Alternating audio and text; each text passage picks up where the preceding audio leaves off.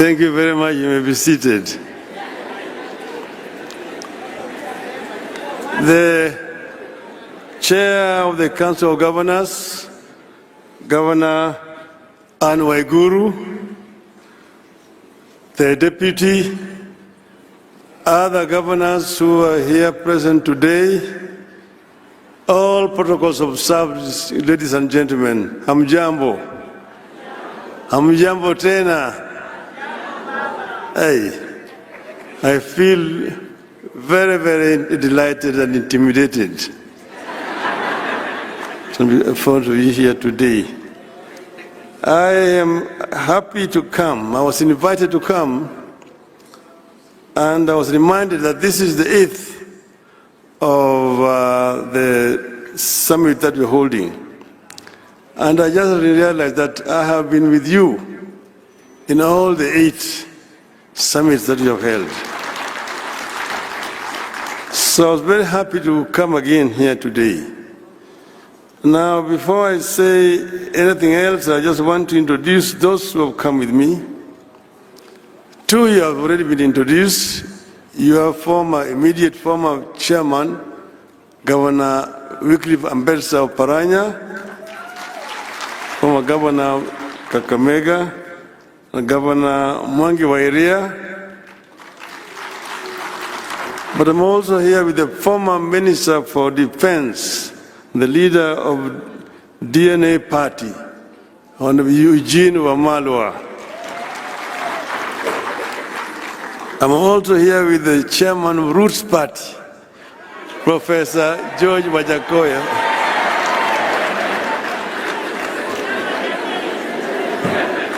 Those are Wanazimio who have accompanied me to come here. We are all very delighted. And seeing what is in the media today and also seeing what was said yesterday, I wondered what I should term my talk to you today. I looked at all the messages were given yesterday, and I said, maybe, it's like Swahili say, that nyani haoni kundule. That means that the baboon does not see its back or its buttocks. So when the baboons are up on the tree, the one which is lower down looks at the one which is higher up and saying, ngef, ngef. And laughs at the other one saying that his buttocks are red. And he does not know that his buttocks are also red. This is what I saw yesterday. And maybe when I talk, you would realize what I mean. It is a pleasure to be here with you today to celebrate a decade of devolution. I want to take this early opportunity to commend the Council of Governors. You have been able to find a way around our sometimes toxic and divisive politics. You have been able to create a leadership that looks past party and political differences and moves you forward as a team. I commend you for your ability to mend fences and build bridges. I want to encourage you to continue on this path of consensus building, mutual respect, and decorum. 10 years into devolution, Kenya is a much transformed landscape with an amazing opportunity for rural economic revival and transformation. There is now economic life in rural areas. Some previously dead towns and market centers are beaming with the life after devolution. The prospect of Kenyans taking charge of their destiny and driving their own development is alive today because of devolution. A new middle class, whose members have not stepped into any major city in Kenya, is rising in the villages across Kenya, thanks to devolution. Devolution's success is a success story. It's a testimony to what we can achieve as a nation when we decide to pursue big dreams, no matter how daunting the obstacles may seem. As a country, we must congratulate ourselves for having endorsed devolution 13 years ago. And we must always remember it was not an easy victory. When we first unveiled devolution as a campaign platform in 2007 election, the proponents, including yours truly, were vilified and accused of planning to break Kenya up. We stood our ground and pushed devolution into every political conversation in Kenya, and we won. I am aware that even today, as you try to imagine and dream how best devolution can deliver more for our people, as you try to test and stretch the limits of devolution, you face skepticism and fears that you may be wrong and that it might destroy your political careers. My advice is that you dream on and soldier on. And I know that anybody who decides to go and run as a governor is himself already convinced that devolution can work. And I encourage you to remember the words of President Franklin Roosevelt. I quote, "The only limit to our realization of tomorrow will be our doubts of today. Let us move forward with a strong and active faith," unquote. Devolution continues to have doubters, but devolution can no longer be a loser without the nation losing. Excellencies, at this forum, I have the warm feeling of a person among friends who think alike and have the same goals and aspirations. As far as devolution goes, my aspirations and those of the governors are aligned. We may have differed here and there about the management of our affairs at both the national and county levels. But when it comes to devolution, I believe our differences are only as to the method of attaining a goal. There has never been, and there shall never be, an argument between us about the goal. We all appreciate devolution. We all want devolution. In some counties, devolution has achieved in 10 years what the national government was never able to achieve in 50 years. We know the challenges facing devolution. For instance, funding remains inadequate and its flow uneven and unpredictable. The controller of budget and central bank need to relook at the law.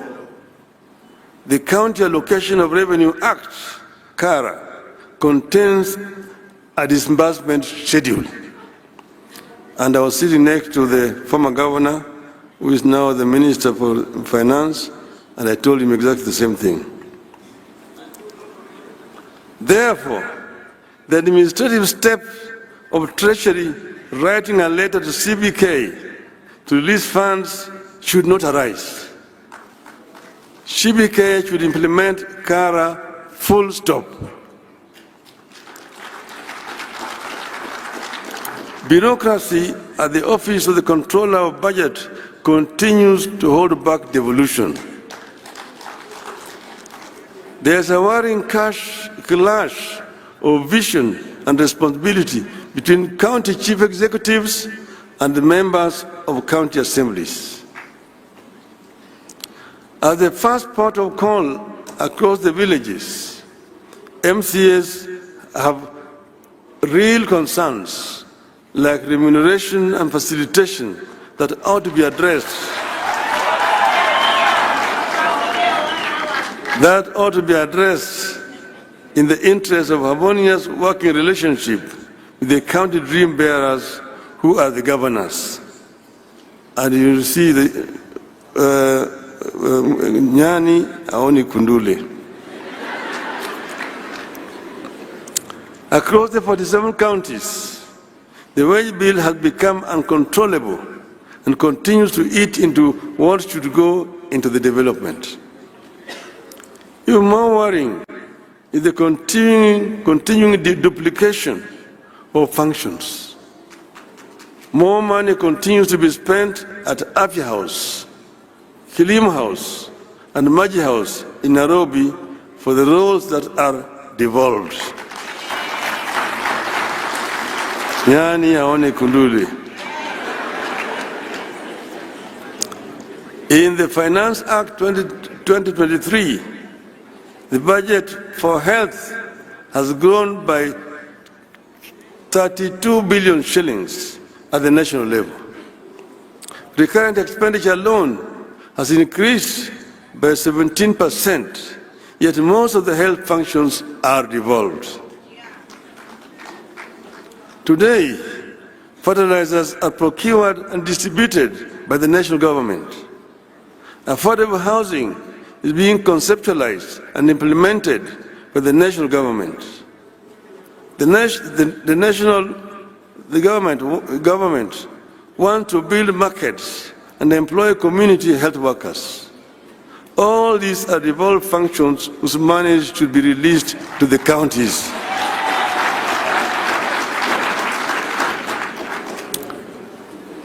Ten years into devolution, this tug of war between the counties and the national government needs to come to an end. In this tug of war, the Commission of Revenue Allocation continues to be ignored, making revenue sharing between national and county governments and among counties uneven and more political than professional. Nyani aone kuduli. As we castigate the national government, let us worry over devolved corruption. Oversight seems concentrated at the national level, while the graft stalks devolution at every turn. The interplay between oversight institutions like the county assemblies, Auditor General, the Senate, and the investigative and prosecutorial arms is weak, and the institutions not working together. But I want to say that it's not only that the corruption has been devolved, corruption has also remained very big at the national level. So the national level has no business talking to you about devolved corruption. When assemblies and the Senate inquire into a matter, the best they can do is recommend investigation. When investigators complete their work, the best they can do is to recommend prosecution. And there is, of course, no guarantee that the courts will punish the wrongdoers. Let us address these man-made challenges once and for all, so that we can unleash the full transformative capacities of our countries. We need a constant and consistent monitoring of all laws governing devolution to ensure their implementation and to add statutes whenever they are needed. Your Excellencies, ladies and gentlemen, we meet at a time our country is facing real grave threats. This is a reality check backed by government data. The economy is struggling. Our national currency is severely weakened. The shilling has fallen by 10% since March this year. Our people have been hit hard by punitive taxes and a consequent rise in the cost of living. We have runaway unemployment. Our healthcare system is broken. We face challenges with food security at a time climate change is turning everything upside down. From farming to healthcare, to provision of water and infrastructure, nothing is the same or predictable anymore. Unfortunately for governors, you are stationed where the desperation, the need and the expectations are highest. That is, at the grassroots, where people want instant solutions. I believe that as a country, we are lucky to be going through these challenges in the era of devolution. I believe that if county governments were not here to absorb some of the shock and act as cushion, the economic and governance challenges Kenya is going through today would have overwhelmed and overrun the national government. To continue providing buffers for our country and respond to the cries of the people, counties need a tremendous amount of financial resources in a timely and predictable manner. The national government, therefore, needs to understand and appreciate counties as necessary partners in the journey for a successful Kenya. The problems and responsibilities the people and the counties face today demand that we reevaluate and strengthen our commitment to preserve the place of the county government and bestow it with the power, the authority, the responsibilities, and the revenues necessary to discharge those roles and meet expectations.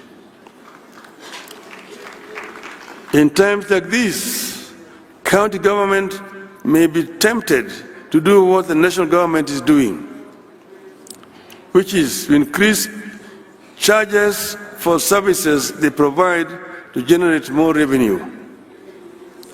And I was listening to the talk about its own revenue. I see it differently. I believe this is the time for county government to act compassionately and responsibly. The problems our people face today require that we invest within our means in programs that create jobs and put money into the people's pockets. Counties don't have to copy and paste what the national government is doing. I encourage you to be own models for innovation and creativity. Rather than extract more from the pockets of equally suffering masses, I encourage you to continue to provide communities and families with the tools they need to succeed so that they can in return finance counties without too much pain. Being on the ground, governors have no time to get into a lot of ideological debates that consume our politics in Nairobi. Counties should have no time for merely making commitments and announcements. Governors have to be practical. You will do well and set examples when you back up your pronouncements with concrete action at the level of policy and practice. I believe that the work that you do, if done well, will with time have a concrete impact on the debate at the national level.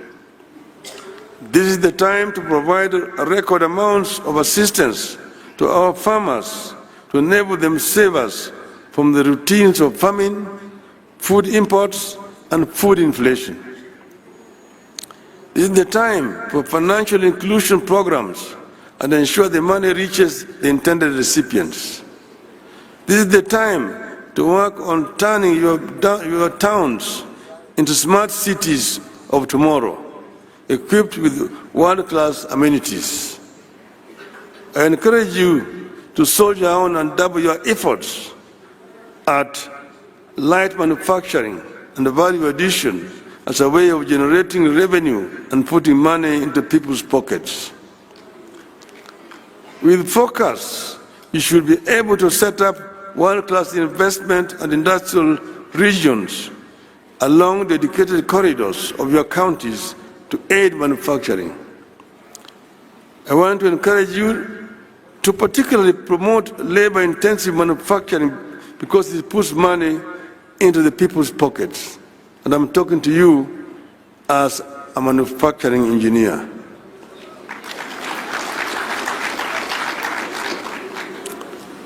Put focus on building infrastructure, including roads, electricity, and water and farm irrigation. This will yield returns. We have to ensure that our policies are predictable and tax regimes stable. Ease of doing business in your counties must therefore be a prime concern. Investors need the assurance that the rules of engagement are the easiest that can be. Remove bureaucracy. With such clarity, you will be able to create employment opportunities, encourage enterprise, and to create a bigger job market for our youth, widening your base for revenue. I believe it is time, again within your means, to allocate some of the money from own revenue to a cash transfer program to help protect the poor at the grassroots. I want to encourage you to continue with cooperation between counties. At the same time, however, we need a competitive element among counties to prevent the temptation to just maintain the status quo. Let us compete even as you cooperate. Finally, ladies and gentlemen, I want to disclose to you a reality slowly taking shape in our country, but which many of us, including the governors, may not notice. While national politicians may be getting all the attention, the action of translating policies into improvement of livelihoods is actually being determined by governors, county assemblies, and county governments. I see immense possibility for our county-driven growth and leadership in our country. I see potential for our county-driven quantum leap in our country. This hidden reality is not limited to one section of our region. The potential is unlimited. Be open to ideas, investments, and innovations. You may just be the team that put the country on the path to a reversible takeoff. I want to conclude by referring to what Governor Jonathan B. said, the host governor, that they are expecting bumper harvest in this region because they did mandamanos in the farms instead of doing the mandamanos on the streets or carrying sufurias. I want to tell him that this katiba that we have is a product of mandamano.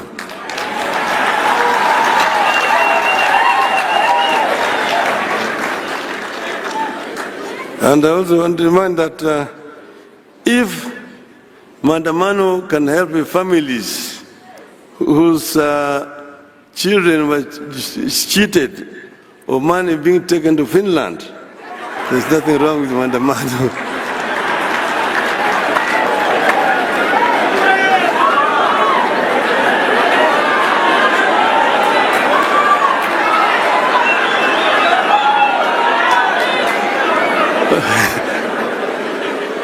What is wrong is police brutality.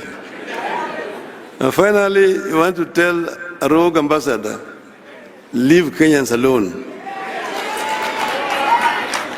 If mandamano can lead to a dialogue between Ichung'wah and Kalonzo, everything is good with mandamano. Tell the rogue ambassador, Kenya is not the United States. Kenya is not a colony of the United States. Keep your mouth shut when you hear. Otherwise, you will call for your recall back to your country. I thank you, ladies and gentlemen.